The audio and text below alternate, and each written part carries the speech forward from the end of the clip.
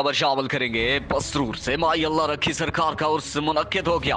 उसमें पूरे पाकिस्तान के अलावा बैरून मुल्क से भी लाखों ज़ायरीन ने शिरकत की। और उसके हवाले से पसरूर की बुलंदबांग अमारत पर पैनाफ्लिक्स और खुश आमदीद के बैनर्स लगा दिए गए। उर्स 20 तारीख को इख्तिताम पजीर होगा, जिसमें इख्तितामी दुआ फरमाएंगे। उस मुबारक में महफिल समा रात 10 बजे शुरू होगी। चौधरी अल्ताफ चेयरमैन बल्दिया पसरूर सदारत करेंगे।